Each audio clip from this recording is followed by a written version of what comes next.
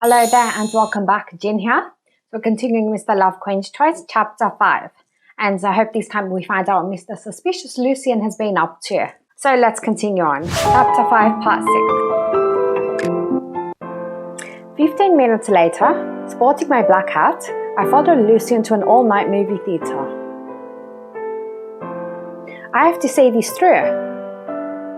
I stood outside this cinema that's only open from 11 p.m. to 5 a.m. hesitating if I should enter. What kind of movies does an all-night movie theatre play anywhere? Why did Lucien come to this kind of place? I waited another 15 minutes, but Lucien never came out. I hesitated and then finally entered the theatre. Give me the same ticket that man bought just now. The ticket seller, an advanced mathematics book in hand, was struggling not to fall asleep. He scratched his head at me. Miss, it's late. This ain't the kind of place for you. I'm an adult. I can go wherever I please. Just give me one of the same ticket that you just sold. Do you really want to see this kind of movie? He looked at me dubiously. Just give it to me. We all love an angry MC. I grabbed the ticket from his hand, paid the money, and entered the theatre nervously. I thought he was going to say and stormed into the theatre. Lucien sat up front, right in the middle. I inconspicuously hid in the last row. On the screen was a black and white movie playing at a poor frame rate. It was Audrey Hepburn on the screen. I took a look at the ticket in my hand. World Classic Movie Collection. Why did the ticket seller give me such a look? Trying to give me the wrong idea? As if he could hear what I was murmuring, Lucien looked back. I quickly lowered my head. He took out his tablet, writing as he watched. What? Is he making notes? Is he planning to get into filmmaking? I have a feeling that maybe he was talking with actors or taking notes in these sorts of movies to help us with our company, but maybe I'm wrong. I looked back and forth between the screen and Lucien, baffled. It seemed for now he was intent on watching this movie and had no plans to change locations again. The black and white picture with the old music finally made me fall asleep after all my efforts following Lucien. Oh no! Wake up. It's 5 a.m. The theater's closing. What's that again? I opened my eyes, disoriented, and saw a beautiful neck and Lucien's chin. I jumped up in a start, almost tripping over a seat. Was I just asleep in a movie theatre all night? I looked at Lucien. He was laughing, seeming to find me very amusing. Typical. You're that surprised to see me? No, yesterday, I scratched my head but still had no idea how to explain. Do you come here to watch movies at night too? Yeah. So many classics. The perfect thing to watch in the middle of the night. Black and white movies are the perfect thing at night. If you're trying to fall asleep. Lucien looked at me with his not quite smile, seemingly enjoying my reaction. He seemed to see through my clumsy acting skills. Let's go. This place is closing. Oh, sure. I walked out. The young ticket seller let out a yawn and prepared to close. He greeted Lucien. You know each other? I come here all the time.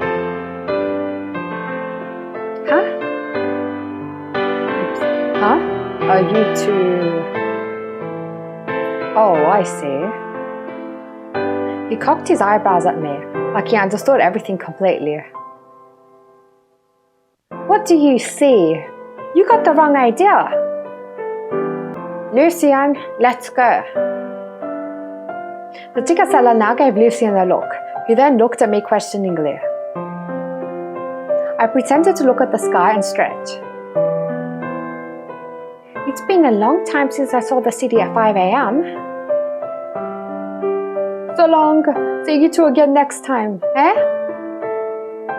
I spun back around, dragging Lucien away in the opposite direction. What a strange person. I have no idea what he's talking about. You don't know what he's talking about? Really? He must have known something. Embarrassed, I just hoped he would drop this topic. Did you like the movie last night? Thank goodness he didn't press the subject. Yeah, it's beautiful. Herman Holiday, first one they were showing, is my favorite. Actually, I only got to watch Herman Holiday before I dozed off. Why did you like it? It's got great narrative pace and cinematography. Though it's black and white, the variation of light and shading scenes is enjoyable. The composition is so good too. Every shot is impeccable. To say nothing of the characters. The plot and the topic are simple, the performances are understated, but it's classic and thought-provoking. Basically a textbook movie. I don't know how many times I've watched that. As I listed off all the reasons, I found Lucien looking at me, smiling seemingly for no reason. Hey, what's wrong? Did I say something funny? No, not at all. Sorry, I tend to go on about film-related things. The way you lit up when you talked about it was just really cute to me. Hearing Lucien say that, I got a little self-conscious. So, did you like the story? Yeah. Two people from different worlds have their paths converge. Falling in love within 24 hours, a romance in black and white. I guess every girl would like to experience a date like this. You included? Of course. But they didn't end up together. Yeah, they grew from the experience. Growth from an irrational emotion. Don't you feel strange about that? Of course not. Haven't you ever changed yourself for someone you love? The question seemed to surprise Lucien. His brows lifted. No. That was blunt. Oh? I haven't. Have you? We'll say the same answer to him and see what he says. Actually, even if it's two people not in love, their being together will inevitably change each other. Then, that applies to us as well. Now that I think about it, I actually never experienced it personally. But I have the experience of changing for each other while being together, even though love may not be the reason. Then, would you change me? If we were together, that is. Of course not, Lucien. You are perfect just the way you are. Huh? You wouldn't? Not like that. But that's not an appropriate way of putting it. Does Lucien really know what he's saying? Lucien looked at me with a smile. Then, I'll ask again when the time is more appropriate. And next part. After going home and showering, I forced myself to go into the office. After a whole day of work, my mind is even more cloudy. Oh man, I really need sleep. Sorry to bump into you. Jin? Look at you. What? What's wrong? Those dark circles under your eyes. I know work has been crazy, but get yourself enough rest, alright? Sorry, I'll be more careful. I think I'll just go nap in the office. With my face planted on the desk, I fell into slumber. Oh, I'll never tell Lucien that night again. Tell who? Hello there, Gavin. The sudden voice gave me a big start. I lifted my head. Gavin was standing before my desk, blocking the sunlight from outside. He looked down at me, his face revealing a hint of danger. Someone's not happy. Gavin, why are you here? You weren't answering your phone, so I came to check up on you. I took out my phone and saw several unanswered calls. Whoops. Sorry, I was too sleepy to notice. But how did you get in here?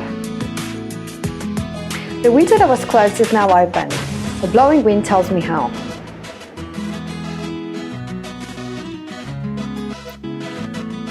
This is the 19th floor! Oh my god, this reminds me of Mystic Messenger when Unknown jumped up 14 floors, I think it was. That was funny. Should I have knocked on your window first? Yes? How rude of you to just jump through.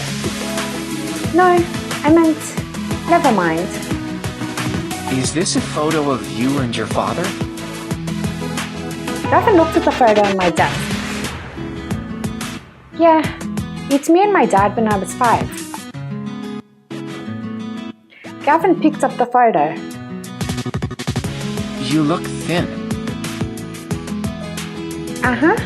I was perhaps a bit undernourished back then. I can't really remember. Can I take a picture of it? Sure. Does he know your father? Or does your father have something to do with the evil thing? Something's not right. But why? That's something I can't tell you. Gavin is an evil special agent, always investigating evil-related cases. Did you come here today just for the photo? There's one more thing. If you run into anyone you suspect is an evolver, tell me right away. Got it? But aren't you the most suspicious evolver I know? When he just breaks into others' offices through the window? Anyone might hurt you, but I'm the least likely to. The least likely to, which means there is a certain possibility that he will. Gavin patted my head gently. Okay. Right. Gotta go. Then, Gavin jumped back out through the open window. Though I knew he wouldn't get hurt, I was still worried. I went to the window to see. Just like that, he was gone. Did no one else in the office see some guy jumping through the 19th floor window? Suddenly, Gavin appeared from above, dragging me out of the window in a flash. Ah! Is it that scary? Yes? Gavin pulled me into his arms and hung in the air. Oh my god, I like that CG. Very nice. Ah! I'm scared to death! So you don't feel sleepy? Yes. I'm completely awake. Put me back. Gavin took me back into the office with a smile. Don't go around tailing people at night. Protect yourself. Come to me if you encounter any danger, alright? Gotta... I patted my chest, still scared. Boss, who were you talking with? Willow opened the door and entered. Huh? An old schoolmate. That handsome one who was on the show? Where is he now? I turned my head. Gavin was already gone.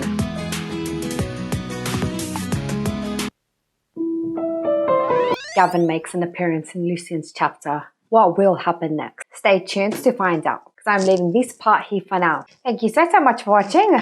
Please like this video if you enjoyed it. Subscribe for more. And I will see you very soon in the next episode of Mr. Love Cringe Toys. But until then, bye for now.